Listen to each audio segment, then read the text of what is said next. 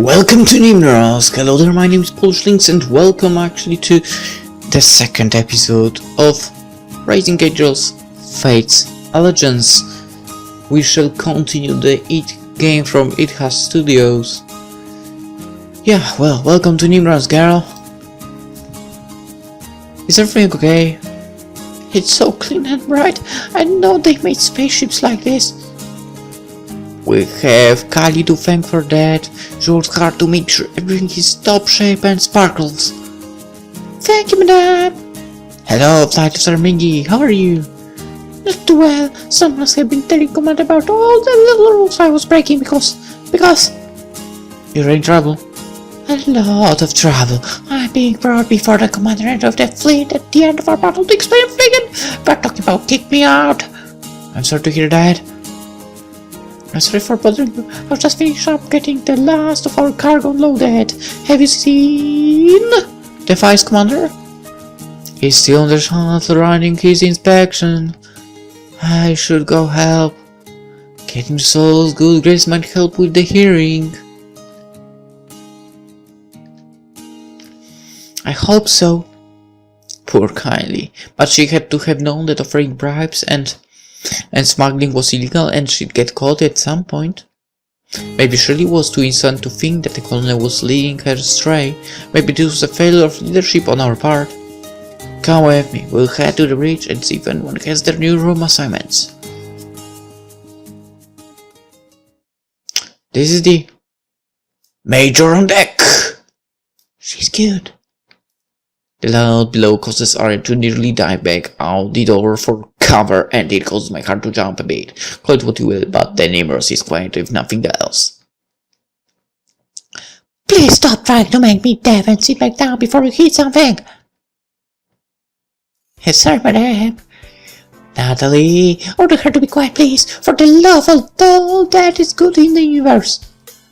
Lieutenant Star, calling the Major by her first name is rude and disrespectful. How do you know that isn't her last name and you're being incredible disrespectful to both of your higher ranking officers? I'm so sorry now, I meant no disrespect! No, I'm the one who is sorry. Your voice is causing me so much pain right now. Forgive me, but who are you? Flight Officer Brianny, Major. I've just been signed to the Nimross as your new co-pilot. Is this your first assignment? Yes, madam, I'm so excited to be here. I'm hoping to be assigned to a fighter, but this is a great second choice. I'm going to be wearing earplugs on the bridge now. So yes, also replacements, he's now the boss man. Vice Commander Hackett. I've known him since he was Cadet Hackett. It's all, get over it. FO, Brianny looks scandalized by her disrespect, but getting Hika to accept that Soul now drastically outranks her is something I think is literally impossible, completely and scientifically not going to happen. So, who's she? I turn to address Arya, but she's taking several steps back and is almost covering in the hallway. This Arya, we're going back on. Now that I think about it, why there is freaking voice volume if I don't hear any voice acting? Is there actually no voice acting in this game? Well, that kind of makes it pointless to have the option. Alright, this area, we're going back out on our patrol route and part of our mission is going to be helping rescue some lost civilians. I knew it. I thought Fate she had nothing to worry about going to Seoul, but she was solely about asking either of us. Does it make Miss Arya a civilian? Duh. But according to Katajion Space Instruction 334-9912, non-Katajion civilians are not allowed on the bridge. I didn't know that rule. It makes sense, I guess, since there is always the possibility of some sort of classified material lying out. You make a good point. She makes a terrible point. Brandy, what are the exceptions to that rule? The exceptions. You heard me. If you are going to quote the rule, you better know the ins and outs of it. I know, madam.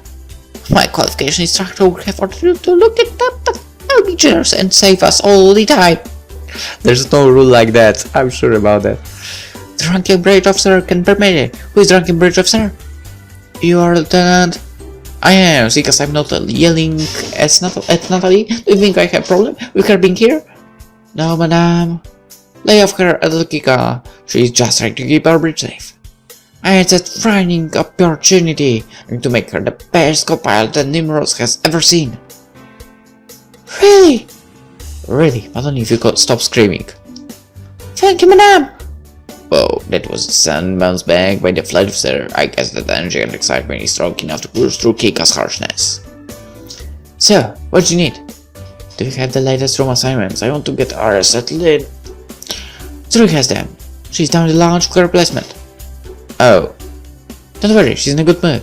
Those two are bonding over guns. Is she who he was talking about? You heard that? Hello. Thanks, Kika. Let's go, Arya. Okay. Major!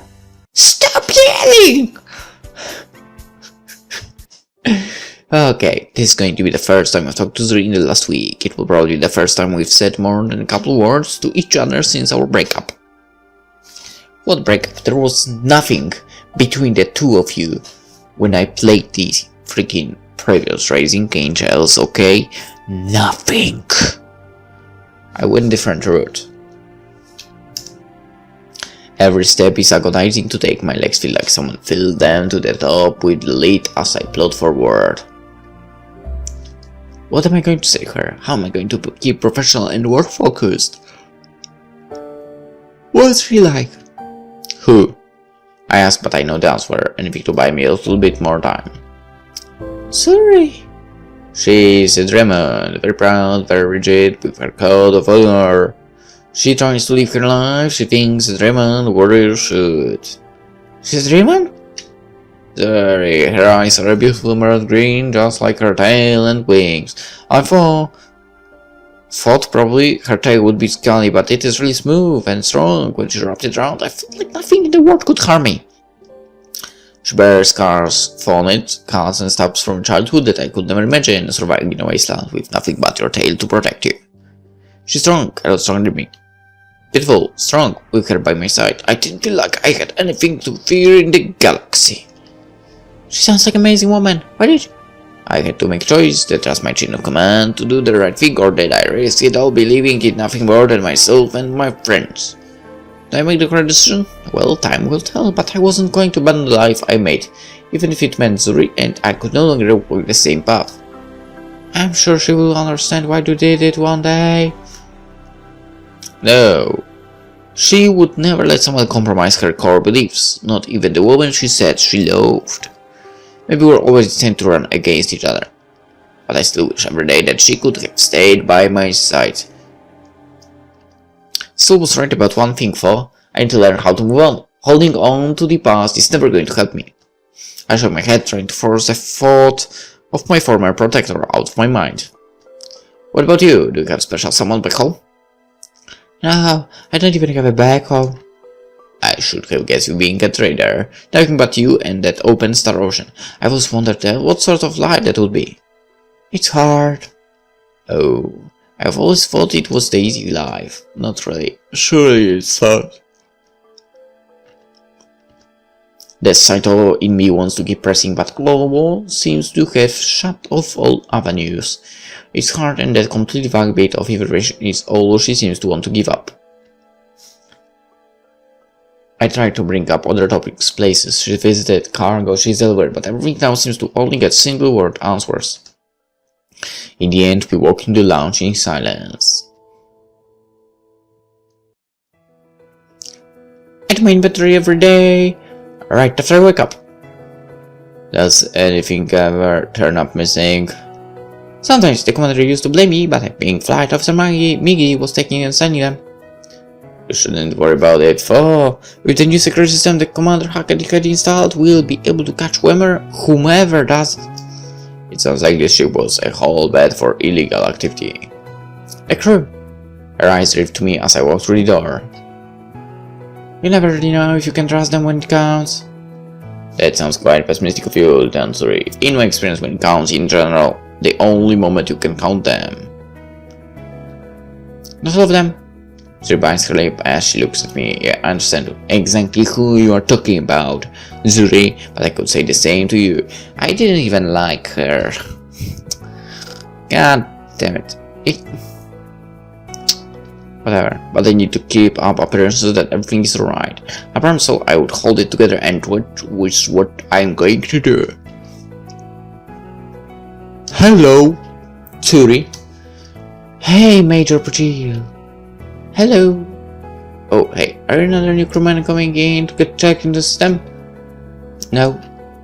Oh, we're hanging around with her then. Her, Major Puccile, the coldness of her voice hurts far more than any insult should. I went out to the bar last night and... Okay, I don't need to hear anymore. It wasn't like that. Why would you even freaking try to explain yourself? It was like that. Let me guess, she took you back to her room afterwards. Yeah, but... Really, you don't tell me anymore, Major Puccile. You should be bringing friends onto the ship right before we head out on patrol. It isn't like that, I swear. Again, you don't need to freaking explain anything, Natalie. Then, weren't you the one who said our primary mission was to aid and protect the innocent? Yeah. And you, miss? Aria. I can see the weight of the world sitting on your shoulders. You came to our recruit major looking for help, didn't you? A friendly face in the room does wonders for Arya, and that nervous tremble she's had since we arrived stabilizes a wee bit. Huh? Yeah. She promised me she'd help me rescue Ulrich Moonfellow. Oh, that person. They told me about you. Huh? I told you nothing happened, Zuri. Right, of course, nothing happened. Thank goodness that I seems to have figured out her earlier outbursts made the situation drastically worse, but she just nods and does not any details to my statement. Aria's going to be coming with us. Do we have any open rooms for her? This is a great training opportunity for you, Sergeant. Let me show you how to operate this sheet I have. Zuri pulls out her worn-out datapad, one that has roughly a quarter of the horsepower mine has, and begins tapping on it. But whatever little knowledge Zuri has about its operation isn't enough. She's painfully fumbling around as she tries to open it. I instinctively lean forward to take it from her and break it up, but as soon as I start to get close, she plunges back away from me. It hurt seeing someone fumble with a piece of technology right in front of me is agonizing, but not as much as the knife in the gut knowing that person is Zuri. Do you mind? I'm the one who in need of training. Go for it. The buff sergeant takes it from her and says to her. A little part of me judges that she will operate it just as successfully as... Wait, she? What? Isn't that a guy? Okay. But she squashes that quickly. If you want, I can show how I normally set the pace up to make it more streamlined. You've done this before? I worked as moral sergeant a few piles back. We were frequently hit hard by rotten ducks, so I got used to ranging rooms on a daily basis. I start to hear that. That's why training is so important. Even little things like a new room system are important to learn, for you never know when it might come in handy. What's morale, Sergeant? She kept an eye on the junior ranks, reported unit readiness and morale to the commander, and helped keep the unit running smoothly. It was a rewarding job. Even if we rotated people far too often, then they wanted to make me a command sergeant, so I found myself less on the front and more in the office. Wait, you're a command sergeant? Command Sergeant Liliana Griffin at your service. Seriously? That's a woman?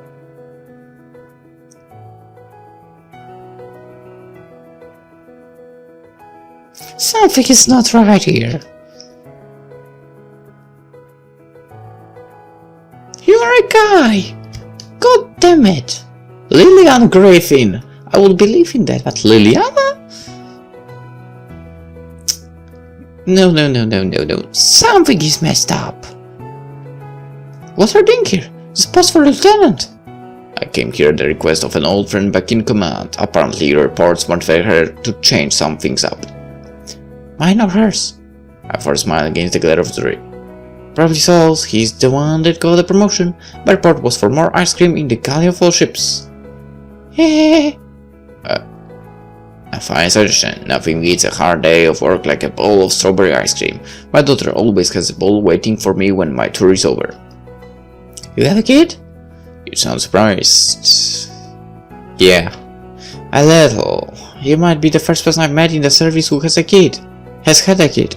Then again, I have a very small list of duty locations. You'll find more and more as you get older. There's no point in fighting to defend a homeland if there is nobody to live in it. No, I've got your room set up. Major, would it pain you too much to give up the last empty room to Arya here? Captain Moonfall wanted some room with her, and keeping a familiar face would work wonders. Of course. How is she holding on? Operationally clear, but I heard it required a lot of waivers and it wouldn't be a bad idea to watch out for her. Face so brave, the doctors told her that she should stay at the hospital, but she was demanded they let her get back to her friends. It is foolhardy. If you don't take care of yourself, nobody else will. That's duty for warriors, to protect and defend. Sacrificing yourself because you don't see the big picture isn't duty, it is cowardice. Hey! It looks like the point is moved away. We are underway. We're doing it. I'm coming. Kika.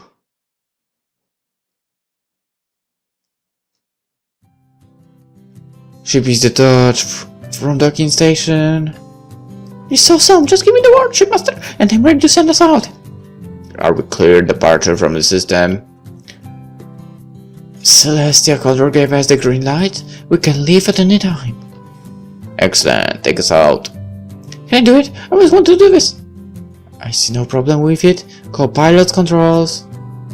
Co-pilot controls. Thank you so much, Major. Class Nimross launching. From the tight grip she has on the manual throttles, I can already see how this is going to go. She's going to slam the throttles up, our older engines are going to misfire from the power surge, we are going to vanish under, and Kali is going to spend hours inspecting the ship. I really should let her do this. The best learning experience is messing up and learning from mistakes. A good carrying doesn't steal the spotlight from the bumbling sidekick after all. Sidekick. With Soul spending even less time hanging out after his promotion, Natalie all mopey after Zuri broke up where I've been in short supply. Maybe I could help her. It wouldn't hurt stealing one life lesson from her, and it would give me a chance to show my benevolence. I guess I'm too soft after all. What would Blade say if he saw me being soft on a new potential minion? Okay, so we are now going as Kika. So there's like changes in the person that we follow, I guess. I'd rather be happy now that I think about it. It was the same way when I met Faye. Just be nice to her and she'll want to hang out with you. He was right, but it might have been a fluke. Faye is a bit of a weird pup after all. Hey, Flatly! Me? Those sub-jump engines are old and don't like it when you throttle them too much right away. You will blow them out if you do what you're thinking of doing. Eh? Really? The Lancers they trained us in took it just fine. It's just a fighter. I thought big engines meant they were more stable. No, stupid. If anything, it means there are more parts you can break if you are gentle with them. Please don't call me stupid, I'm doing my best. I don't mean stupid like you're stupid. I mean when you're stupid. You're the same kind of stupid soul in Alpha Z when they came to the ship. You mean Major? Now I'm calling you stupid. We went over this before. Hey. Okay, fine, I'm sorry. I didn't know why I was helping you not make a fool of yourself. I mean, wrong way. Okay, fine, I'm sorry. I didn't even know why I was helping you not make a fool of yourself. Apology accepted. Thanks for the tip. I can see her hand quiver as she slowly brings the throttle control cluster up. The idea of firewalling the throttle has clearly not left her mind. My words are obviously playing against her eagerness. Thankfully, she listens to my advice and we slowly head out towards empty space. Very nice, flight officer. I couldn't have done it better myself. Thank you, sir. She turns to me with a big grin from cheek to cheek sitting on her face. And thank you, Lieutenant. It was exciting, but it made the shipmaster happy. Of course. Doing the right thing is not often nearly as exciting. It's just awesome. Got any more tips? A few. You might want to ask the Major as well since he's your pilot. Great idea, sir. Wait, I still have ideas. Now she's hovering over his shoulder. I still want to show how much I know. I'll turn back to plotting out our ship point. Not sure if I should be happy that I pressed the flight officer or annoyed at all. So Alphonse seems to be doing just as good of a job as I did. Getting out the system is too easy. The outbound traffic is far too light and the departure routing is so easy that I'm tempted to let the computer do the whole thing. Not that I'm going to let it take my work. Soul has been so nervous lately about temporarily taking command that I'm working hard not to let any major mistakes hinder us. A co-pilot being rough on the engines is one thing, ending up in our system and losing days. Not on Kika the navigator switch. His promotion over Alphonse hasn't been sitting well with the crew. Even Soul is the more proficient pick. Everyone is nervous that the non-humans are going to be crushed under his heel. Deep down, I'm not happy about this either. Not because I think he's going to let species influence his decision. I've known him long enough to know he won't do that. He has plenty of real reasons to crack down. I just want to go back to the days when we were both junior officers aboard the Katajion. Back when he still would confide in me. Back when he was still my only friend left. Focus up, Lieutenant Star! Great. Ruined both my remissing and force right down my throat. Focus. You're never this slow with the curse. Is something wrong? Nothing, sir. It will be computed in a moment. A small data message pops up in the corner of my screen. You called me sir. If that wasn't a cry that something's wrong, I don't know what it is. I first step back, letting the computer process the standard curse. Nothing's wrong. What would I say? So I need to have to get promoted. Why does the only person who used to hang out with me now not talk to me for fear of showing partiality, both as executive officer and shipmaster? Taking another step ahead of Kika the Great, the forgotten navigator. Right, I trust you tell me if something's wrong. I can hear the disappointment in his text. Trust me, trying to guilt me into saying something so stupid sounding. I can't believe I'm even thinking it. Plot charted. Copy. All systems are showing ready for warp. The minutes tick by as we fly towards the exit vector. My checklist becoming such old hat that I barely had to look at it anymore when calling out the steps. Already, shipmaster? Excellent. Let's jump as soon as the engines are ready. Wait, what? Is there something wrong? Of course there is. Nobody else is on the bridge. Huh? It's tradition. Since we are such a small crew, everyone goes to the bridge for the first ship jump of the patrol. It's inefficient. We should just hurry up and get on with it. Lives are on the line. But it is tradition. We are all part of the big Nimross family. You have your daughters, Lieutenant. My once shining world adults just a little more. Excuse me, sir. May I say something? Of course. While we are in critical places, you should never hold them back. Yeah, sir. The thing is that the lieutenant was saying something quite important, but she wasn't phrasing it correctly. I'm saying exactly what I mean to say. As per the latest update to the pre-ship checklist, I'm supposed to call for all sections to keep ready for shift call. You are? I don't recall any sort of checklist change. It was part of the most recent change that just dropped right before I left station. It probably hasn't circulated yet. I know my checklist and I know there has never been a call like that. I've got net access and I checked this morning for any new updates. Then she's... Oh... You know what she's doing, right, Kika? Come on. The flight officer looks at me out of the corner of her sapphire eyes and I can see the faint tucks of smile on her lips. I do seem to recall something of the sort, Commander. Yeah, I know you're installing working comm systems throughout the ship, but I think Faye is resting in her room. As science officer, she won't be able to respond. Get everyone up here was a couple more minutes of this rescue operation. Alphonse starts making the calls to the various parts of the ship while I start typing in the chat window. Thanks. NPV? What the fuck is that? Oh my god. NP, thanks for the help too. Learn some English. No problem. Yeah, as I am the next lesson I'm going to be teaching her is proper grammar and message etiquette. This gets me to the seafarer. Thank you. The rest of the crew flies in the new faces, Natalie looking a little concerned. I forgot to pick her up mid-trip last time. Everyone looks so dour. Even Zuri, the never-ending bundle of energy that kept me up late when she was practicing her strikes, looks apathetic. Pathetic, whatever. What's the big deal? Everything turned out mostly fine, and now we have a new mission. Only my new rookie is enthusiastic. Crew, prepare for shift. Copy, prepare to shift on your command. Cars plugged in, all systems rolling green. Off into wild. Please don't sing. Sorry, hehe. Engage shift. Engaged. Off to the wilds. An hour later, I'm still at my post watching the weird space that is the dimension plane. I know the place between shift starting point and shift exit point. If I want to make more money than my parents and their politics made, it would be to figure out where we go when we shift. Until then, I am content on solving more mundane ones. Like why we are still on alert despite having entered shift an hour ago. If something tragic was going to happen with it, it would have happened in the first few minutes. 20 minutes tops. The flight officer doesn't seem interested in rocking the boat anymore, and the Felicity is far too laid back to take the initiate, so I guess it is up to me to find for our nights and shifts. Hey, Commander. Yo. So just because you're the shipmaster doesn't mean you can ignore me? Sorry, I was just thinking about something. Not very focused during a critical phase of travel.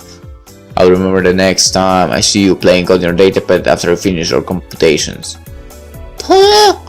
Are we stable pilots? Systems are green, shipmaster. The old girl seems to be happy to have her crew back in action. I knew the upgrades were worth wading through the flood of paperwork needed by command. So, who are the unlucky two that are taking the first 12? 12 what? Hours. I mean, the first poor souls and are stuck with a 15-hour shift. But that's the price we have to pay for being the lowest ranking. We do? If you are tired, I can take the rookie shift. I already got the schedule ready. I think I can handle it, sir. Then this is the end of times. I will be taking the first shift. So, you and the new girl, I guess that is fine with me? No, just me. So, do I need to remind you about the requirements that we have about always having two people operating the bridge? I can just as much as you do, but it is a safety precaution. I've taken complaints into consideration when I was acquiring upgrades for a dilapidated ship. While I was unable to get a true artificial intelligence, we have upgraded our computer score to meet tier 4. My ears perk at hearing that magic number. We are certified to do one-man bridge operations? Really? Don't you dare joke about this! It was one of the first things Kylie had installed while you were gone. I meant to tell you when you got back as welcome home gate, but things got busy. I have the rocky ship, Major Natalie has the second, you have the third, and will rotate to accompany Flight Officer Branny until she's a little more seasoned. I snuck my datapad off of my console, gave him a quick hug, and darted towards the door. You're the best, Commander, I'm out of here! You're you're welcome, I guess. Freedom! I love my job, but that's it pinches my tail. Nothing pinches that like a nice walk around the ship. I'll pack all my stuff in my room, take a nap, maybe wake Faye back up and get some food. 18 hours a day to myself now. This is crazy. Not even when I was posted on the carrier with Soul and we had a full crew did I get 6-hour shifts. I know what I'm going to do with myself. My god, I'm so freaking jealous. Envious? I don't remember which one I should use at that moment, but whatever, let's say jealous. I'm really jealous about that. I want 6-hour shifts as well.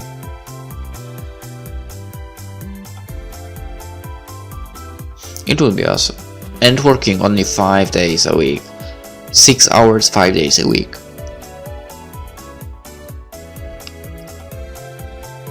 Would be great. Seriously, only 30 hours?